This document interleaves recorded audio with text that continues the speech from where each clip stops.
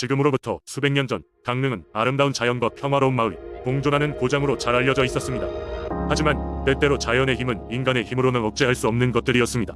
그중 하나가 바로 겨울철 대관령을 넘나드는 매서운 눈보라였습니다. 강릉과 강원도를 연결하는 대관령 고개는 그 험난함으로 인해 과거부터 많은 이들의 두려움과 경외의 대상이었습니다. 그곳에는 대관령 산신령이라는 존재가 살고 있었다고 전해집니다. 대관령 산신령은 온화하고 자애로운 성격을 가진 신령으로 알려져 있습니다. 그가 다스리는 대관령 지역은 늘 푸르고 풍요로웠으며 사람들은 그 신령을 공경하며 매년 제사를 지내왔다고 합니다. 강릉 사람들은 산신령이 도시의 복과 안녕을 가져다 준다고 믿었기 때문에 그가 살고 있는 대관령에는 제단을 세우고 매년 음력 10월이 되면 그곳에서 큰 제사를 열곤 했습니다. 이때 사람들은 신성한 백색의 옷을 입고 제기를 차려 제물로 올렸습니다. 이들은 곡식이나 과일, 고기를 준비하여 산신령에게 바쳤고 제사가 끝난 후에는 음식을 나누며 산신령과 그 해 다사다난했던 시간을 함께 이야기하며 곁에 있는 듯 따뜻한 정을 느꼈다고 전해옵니다. 그러다 한 번은 강릉에 큰 가뭄이 들었습니다.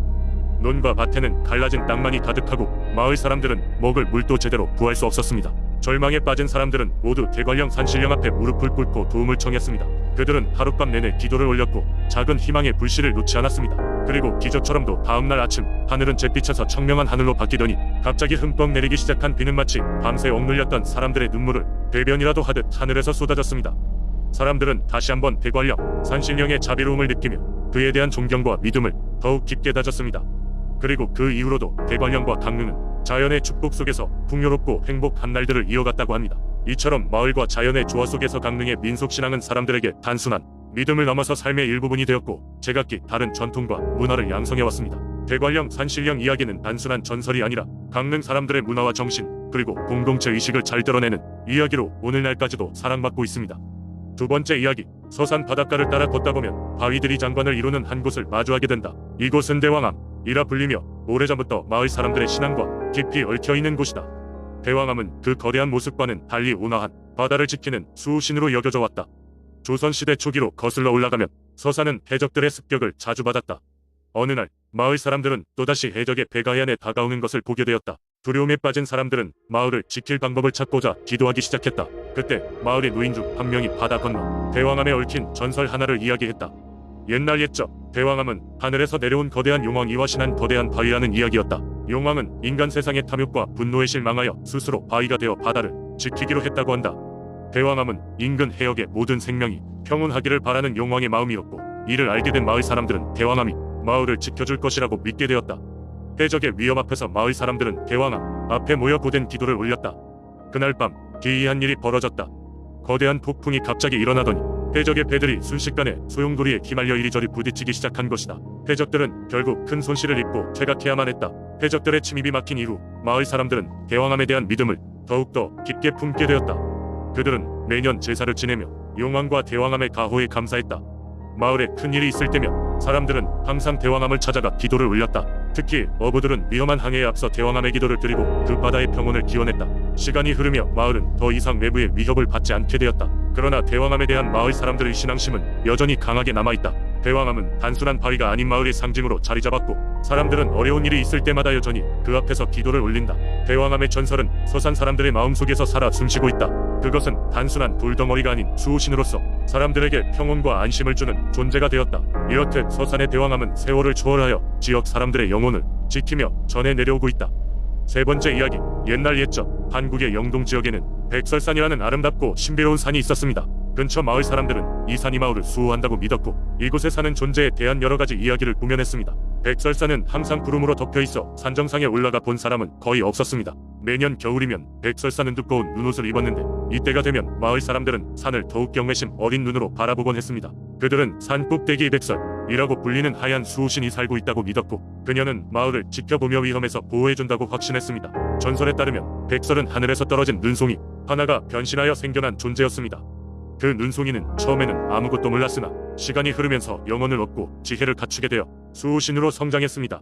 그녀의 존재는 마을의 흐린 날씨와 눈보라로부터 보호하며 또한 해마다 겨울이 끝날 즈음 풍요를 기원하기 위해 마을로 내려와 보이지 않는 축복을 내린다고 전해졌습니다. 백설에 대한 이야기는 실제하는 증거는 없었으나 마을 사람들은 마치 그녀가 실제로 존재하는 것처럼 느껴졌습니다. 이유는 마을에 심각한 난파 상황이 닥칠 때마다 기적처럼 날씨가 가라앉았고 농작물은 풍부하게 성장했기 때문입니다. 마을의 노인들은 이를 두고 백설의 축복이라 믿었으며 해마다 산 정상에 작은 제단을 만들어 그녀를 위한 기도를 올렸습니다. 어느 겨울 영동 지역에 전례 없는 눈보라가 닥쳤습니다. 마을 사람들은 두려움에 떨며 각자 집안에 머물렀고 무려 일주일 동안 눈보라가 그칠 기미를 보이지 않았습니다. 이때 한 젊은이가 마을의 번영을 그녀에게 감사드리기 위해 위험을 감수하고 백설산에 올라 기도를 올리기로 결심했는데 그는 마을에서 가장 용맹한 청년으로 유명했습니다. 청년은 눈보라 속에서도 길을 잃지 않겠다는 결연한 의지를 가지고 얇은 눈길을 따라 산을 오르기 시작했습니다. 그의 손에는 마을에서 마련한 작은 헌물이 들려 있었고 마음속에서는 백설을 향한 간절한 기도가 가득 차 있었습니다. 하루 밤낮을 혹한과 싸운 끝에 드디어 산 정상에 도착한 청년은 사실 백설이 실존한다는 걸 알 수 있는 놀라운 풍경을 목격했습니다. 정상은 눈송이 조각들로 만들어진 장엄하고도 고요한 궁전처럼 보였고 그 속에 눈부시게 빛나는 백설이 서 있었습니다. 그녀는 그에게 미소를 지으며 내세우기라도 하듯 손짓으로 청년을 불렀습니다. 백설은 그에게 말했다고 전해집니다. 너희 마을의 마음 따뜻함과 사랑이 나를 이곳에 머물게 한다. 너희는 항상 함께할 것이니 앞으로도 강건하고 굳건하게 이겨내라. 청년은 이 말을 마음속에 깊이 간직하고 비밀스러운 이 만남을 마을 사람들에게 전했습니다. 이 이야기는 곧 전설이 되었고 백설은 영동 지역을 수호하는 신비로운 수호신으로 마을 사람들 사이에서 영원히 기억되게 되었습니다. 이후로도 백설을 향한 마을의 믿음은 계속 이어졌으며 매년 사람들은 백설산에 올라 그녀를 기리는 축제를 열었습니다. 이는 백설과의 신비로운 계약의 상징으로 자리 잡았으며 영동 지역의 문화에 깊이 뿌리 내린 민속신앙의 하나로 지금까지 전해지고 있습니다. 네 번째 이야기. 옛날 임실고원 지대에는 바람, 신령이 머문다는 전설이 전해졌다. 이 신령은 하얗고 푸른 구름을 타고 하늘을 자유롭게 날아다니며 사람들에게 생명을 주고 가끔씩 그들을 시험에 들도록 만드는 존재로 알려져 있었다. 마을 사람들은 바람 신령에 대한 깊은 존경심을 가지고 매년 특별한 제사를 지냈다. 봄이 되면 임실 마을은 푸른 밀밭과 맛있는 치즈향으로 가득 찼는데 이 시기에는 바람이 불어오는 방향과 세기가 농작물의 수확을 크게 좌우하곤 했다. 마을 사람들은 바람 신령이 장난스럽기도 하지만 때로는 은혜로운 존재라 하여 미리 준비한 정성스러운 음식을 바람신에게 제물로 바쳤다. 그 음식은 주로 산에서 직접 채취한 약초와 건강한 가축의 고기로 준비된 음식이었다. 그러던 어느 해 마을 전체가 큰 곤경에 처하게 되었다. 봄부터 계속된 가뭄과 섭씨 30도가 넘는 폭염으로 인하여 밀밭이 시들고 우물물도 바닥을 보였다. 마을 사람들은 절망에 빠졌고 매년 지내던 제사에서조차 바람 신령이 그들의 기도를 들어주지 않는다는 생각에 점차 믿음을 잃어갔다. 하루는 홍길동이라는 마을에 젊은 농부가 있던 집안 곳간에서 봄을 꾸게 되었다. 봄 속에서 바람 신령이 나타나 천둥과 빗방울의 춤이 다시 시작되기 전에 너희 마을은 잃었던 노래를 되찾아야 할 것이다 라고 일러주었다. 꿈에서 깨어난 홍길동은 그 꿈이 단순한 헛것이 아니라 바람 신령이 준 계시임을 확신했다.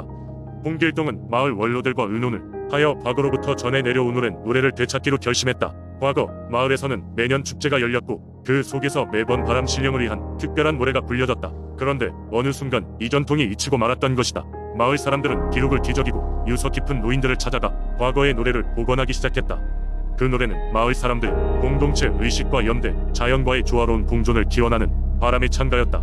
노래가 완성되자 마을 사람들은 다시 한자리에 모여 제단을 쌓고 정성을 다해 노래를 불렀다. 놀랍게도 그 다음날 구름이 모여들기 시작하더니 시원한 바람과 함께 오랜 기다림 끝에 단비가 내리기 시작했다. 마을의 밭은 물을 머금었고 사람들은 환호성을 질렀다. 그날 이후로 임실 마을에서는 바람의 찬가를 부르는 전통이 부활하여 매년 새로운 노래가 추가되었다. 바람 신령은 다시 한번 사람들에게 그녀가 존재하고 있음을, 그리고 그들이 자연을 존중하며 살아갈 때 축복을 내린다는 것을 보여주었다. 임실 마을은 그날 이후로 힘든 시기에도 서로를 응원하며 강력한 연대 의식을 유지하였다. 그리고 그 믿음은 오늘까지도 이어져 내려오고 있다.